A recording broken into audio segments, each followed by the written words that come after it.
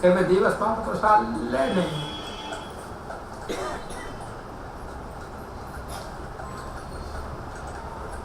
એવી રીતે એ પુષ્ટિ માર્ગમાં થઈ શકે એમ છે. મર્યાદા માર્ગમાં ન ચાલે હો.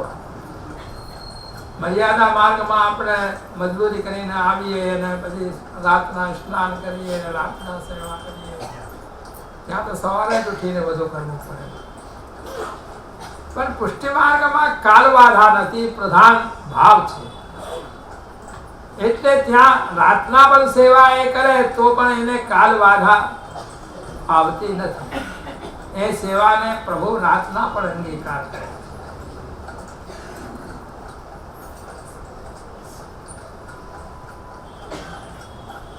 એક શ્રી ગુસાઈજીના સેવક હતા, એ પણ પટેલ હતા. તે અત્યંત બહુ ગરીબ અવસ્થામાં નિષ્કંચ.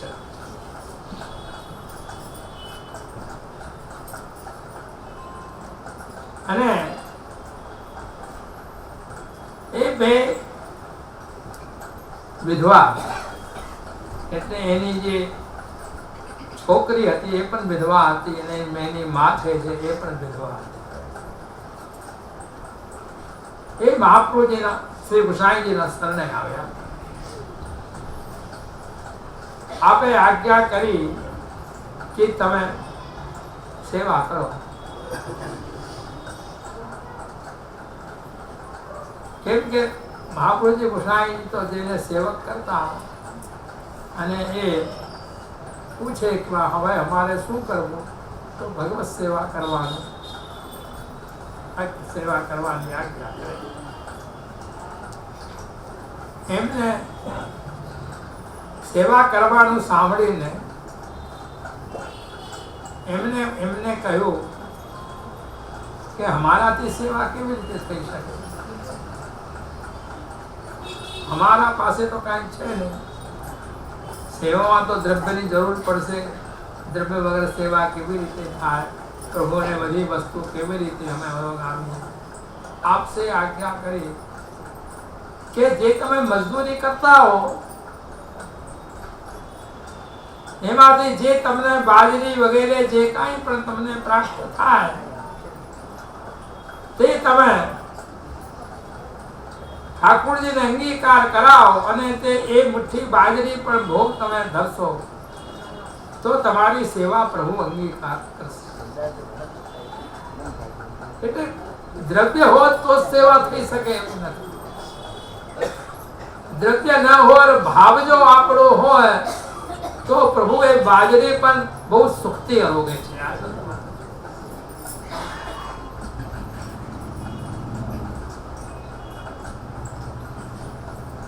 અને એ તમે ભોગ દો.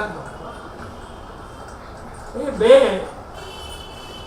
મા અને બેટી એ શ્રી ગુસાઈજીની આજ્ઞા પ્રમાણે એ સેવા કરવા લાગી. એક વખતે શ્રી ગુસાઈજી એના ઘર પર આવ્યા.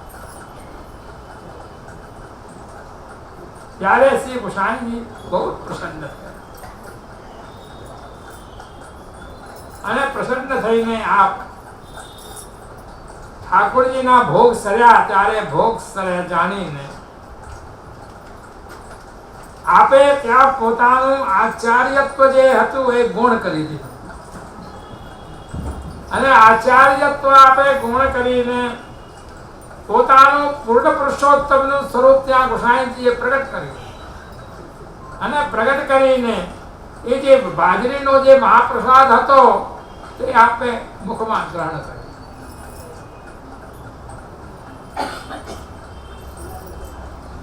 તો એનાથી એમ સિદ્ધ થાય છે કે ભાવથી જે કાંઈ પણ વસ્તુ પ્રભુને આપણે અંગીકાર કરાવીએ તે પ્રભુ પ્રસન્નતાથી અંગીકાર કરે છે. અને ભાવ બનાવી આપણે 56 ભોગ પણ પ્રભુને ભોગ ધરીએ તો તે અંગીકાર કરતા નથી. એ દૃષ્ટિ પ્રસાદી થાય. આપણે ઠાકોરજીના સન્મુખ ભાવ વિનાની વસ્તુ મૂકીએ તો એ દૃષ્ટિ પ્રસાદી થાય, અરોગે નહીં. અરોગે તો ભાવપૂર્વક જે વસ્તુ થાય એ જ પોતે અરોગે છે. એટલે મહાપ્રભુજી શ્રી ગુસાઈજીએ એ પ્રસાદ મુખમાં ગ્રહણ કર્યો.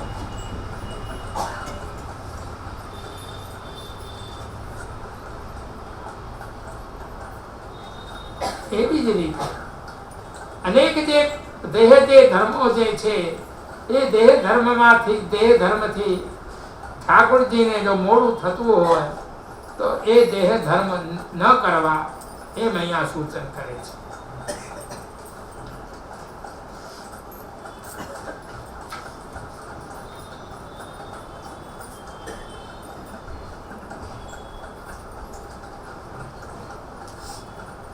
અહીંયા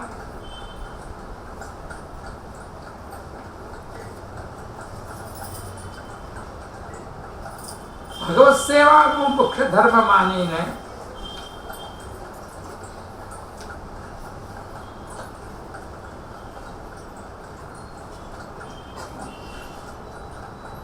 એક વૈષ્ણવ ઠાકોરજીની સેવામાં નાયા. ત્યારે સેવામાં નાયા પછી સોહનીની સેવા કરવા લાગ્યા. સોહની એટલે ઝાડ. ત્યારે થયું શું, સોહની સેવા કરતા કરતા સોહની જે બાંધેલી હતી ને દોરીથી, એ દોરી તૂટી ગઈ. હવે દોરી તૂટી એટલે બધા શીખો બધી પથરાઈ ગઈ. એ બાંધવાને માટે હવે દોરી ઢૂંઢવા જાય તો દોરી ક્યારે મળે, ક્યારે બહારી કરે. એ બ્રાહ્મણ હતા એટલે પોતાનો જનોઈ ઉતારી નાખ્યો. કેમ કે જનોઈ જે છે એ વૈદિક ધર્મ છે, એટલે પોતે જનોઈ ઉતારીને દોરી એ જનોઈથી એ બહારી બાંધીને અને તત્કાલ એ પોતાની બહારીની સેવા સિદ્ધ કરી.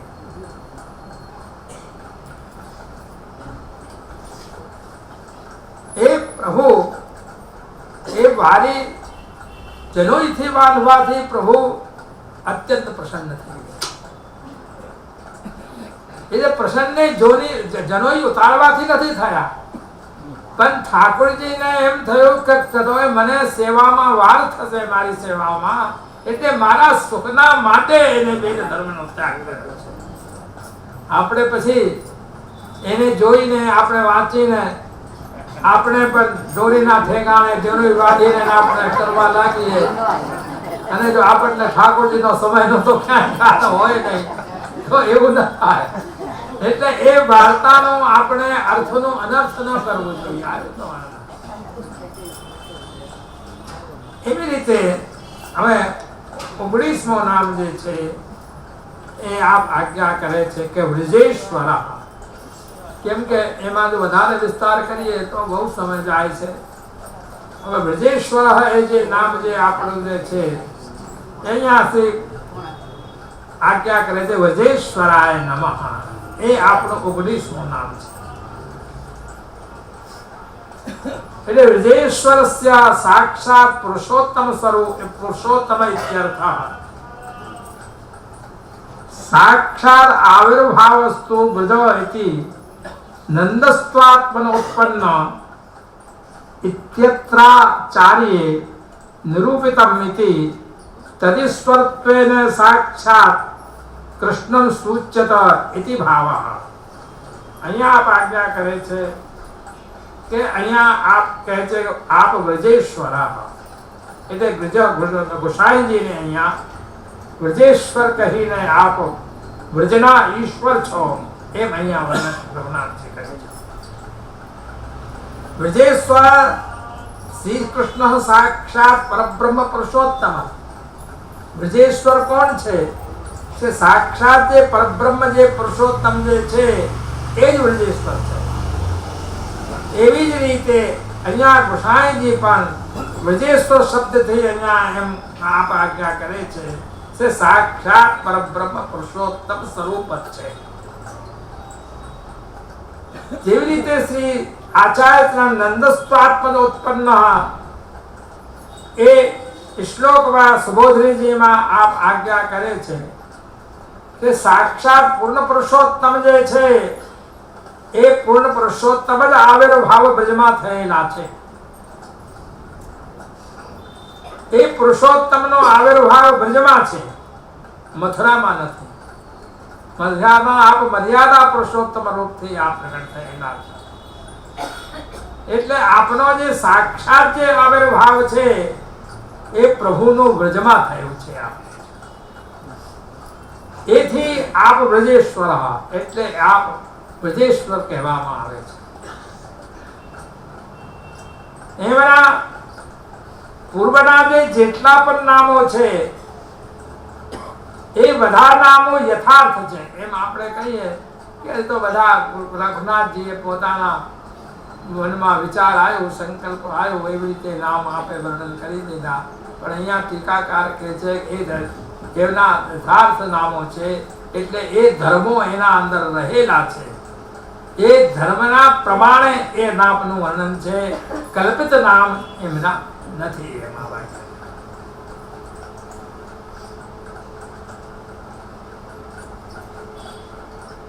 એ આપ આજ્ઞા કરે છે.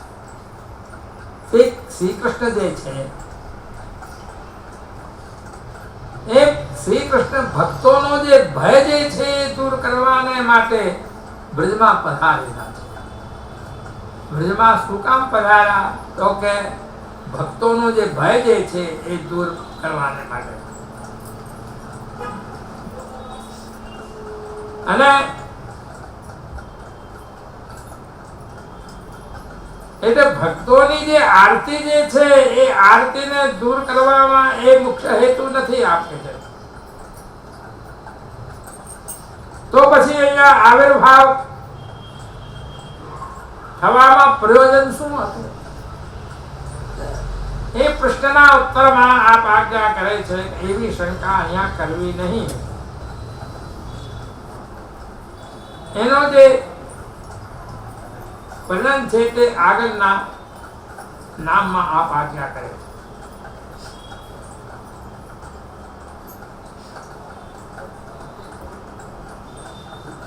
શ્રી ગુસાઈજી તે હતા એ જીવોને શરણમાં લેવા પહેલા અનેક જીવોને પોતાનો સાક્ષાત્કાર કરાવતા અને નંદનંદન સ્વરૂપે દર્શન આપતા હતા. અને જીવોને કોટિ કંદર્પ લાવણ્યના સ્વરૂપે એમને દર્શન થતા હતા. ઘણા જીવોને શ્રી ગુસાઈજી પુરુષોત્તમ સ્વરૂપે પણ દર્શન આપતા. અને ઘણા જીવોને શ્રી ગોવર્ધન ધર સ્વરૂપે પણ આપ દર્શન આપતા. એથી આપના જે સેવકો જે છે એ આપને વ્રજેશ્વર નામથી આપને વર્ણન કરે છે. અને વ્રજેશ્વર સ્વરૂપના નામથી જ આપને ઓળખે છે.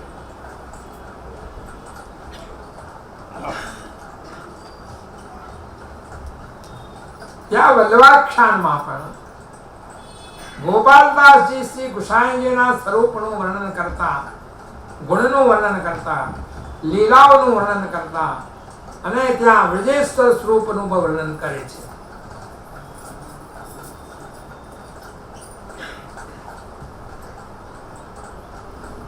ત્યાં સ્પષ્ટ રૂપે વર્ણન આપ કરે છે.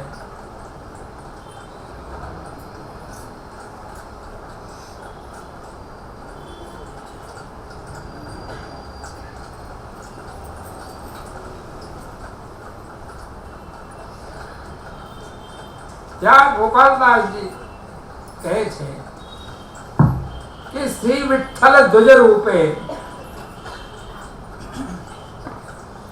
તમારી લીલા એણી પેરે જાજેજી, ઓળખાવે કેમ ચાલશે જે પ્રીત હંસું બાજી. આગળ વર્ણન કરે છે કે પૂર્ણ બ્રહ્મ શ્રી લક્ષ્મણ સુત પુરુષોત્તમ શ્રી વિઠ્ઠલ નાથ શ્રી ગોકુલમાં પ્રગટ પધાર્યા, વદન કીધા સનાથ. એવી જ રીતે છીત સ્વામી પણ વર્ણન કરે છે કે છીત સ્વામી ગિરધર્ણ શ્રી વિઠ્ઠલ એ તે એ કચો ન સંદેહ એટલે છે પરબ્રહ્મ પુરુષોત્તમ ભગવાન માં અને શ્રી ગુસાઈજીમાં કોઈ પણ જાતનો ભેદ નથી.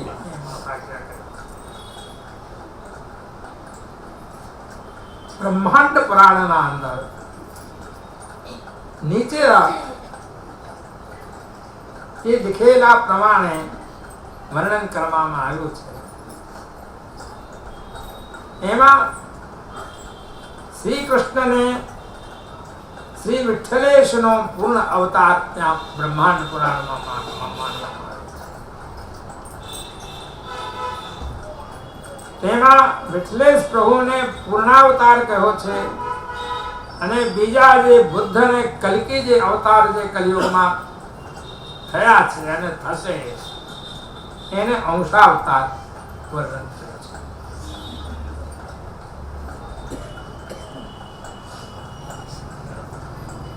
હવે અહીંયા દૃષ્ટાંતો તો ઘણા છે પણ આપણે એમાં જો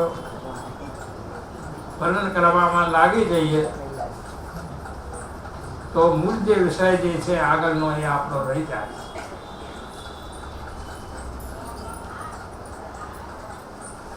શ્રી કૃષ્ણની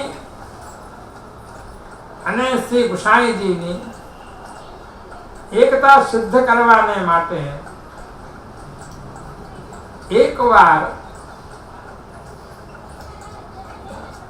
નંદ મહોત્સવનો દિવસ હતો એટલે જન્માષ્ટમીનો બીજો દિવસ. શ્રી ગુસાઈજી નવનીત પ્રિયાજીને પલના ઝુલાવતા હતા. છીત સ્વામી કીર્તન ગાતા. બીરબલના સાથે ગુપ્ત વેશમાં અકબર જે બાદશાહ હતા તે નવનીત પ્રિયાજીને દર્શન કરવાને માટે આવ્યા.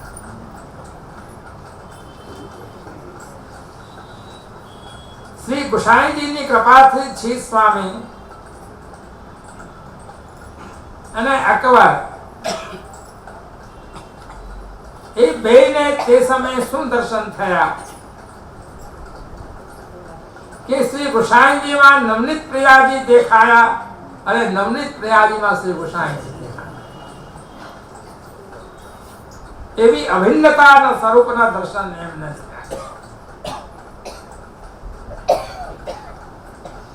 તે વખતે છીત સ્વામીએ પદમાં ગાયેલું છીત સ્વામી ગિરધર્મ શ્રી વિઠ્ઠલ નગમ એક કરી ગાય. ત્યાં કહે છે શ્રી સ્વામી કે ગિરધરણ શ્રી વિઠ્ઠલ, શ્રી ગિરધરણ ભગવાન જે પદ છે અને શ્રી વિઠ્ઠલ જે શબ્દ છે એ બેનો નિગમ જે વેદ જે છે એક કરીને ગાય છે. એવી રીતે શ્રી ગુસાઈજીનો પૂર્ણ પુરુષોત્તમ સ્વરૂપ ના દર્શન એમને થયેલા છે. હવે અહીંયા આપણે 20મું નામ આપણે વર્ણન કરીએ ભક્ત શોકાપહ. ભક્ત શોકાપહ આપ ભક્તોના શોકને દૂર કરનારા છે. ભક્તાનામ શોકવાર્તિ અપહંતિઃ નાશયતીત્યર્થઃ અત્રાપि સ્વ એવ હેતુર્વર્તતઃ ઇતિ ભાવઃ. અહીંયા વાક્ય કહે છે કે ગુસાઈજી જે છે એ ભક્તોના શોકને દૂર કરનારા છે અને આપનો જે આવિર્ભાવ જે છે એ આવિર્ભાવ જે આપનો જે પ્રાગટ્ય જે છે એ ભક્તોના જે દુઃખ જે છે એને દૂર કરનારા છે. એટલે ભક્તોનો જે દુઃખ જે છે એને દૂર કરવાને માટે શ્રી ગુસાઈજી પૃથ્વી ઉપર પ્રગટ થયા છે.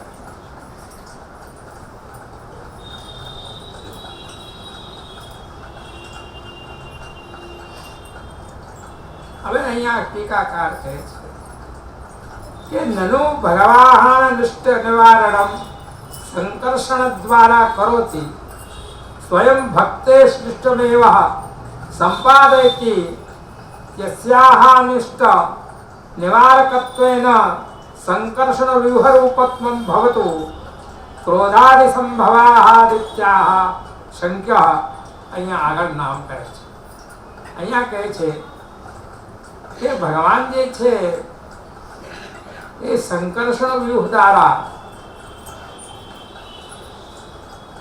અનિષ્ટ નિવારણનો વિચાર કરે છે. કેમ કે ભગવાન પુરુષોત્તમ અનિષ્ટ જે નિવારણ જે છે એ સ્વયં પોતે કરતા નથી. આપ જે પુરુષોત્તમ જે સ્વરૂપ જે છે એ તો કેવલ ભક્તોનું ઇષ્ટ ही સાધે છે. એટલે અનિષ્ટ નિવારણ તો સંકર્ષણ વ્યુહ કરે છે. તો પછી શ્રી વિઠ્ઠલેશ પ્રભુ અનિષ્ટ નિવારણ કરતા હોવાથી જો અનિષ્ટનું નિવારણ કરવા માટે એમનું પ્રાગટ્ય થયું હોય તો એ સંકર્ષણ વ્યુહ કહેવાશે, પુરુષોત્તમ વ્યુહ નહીં કહેવાય, પુરુષોત્તમ નહીં કહેવાય.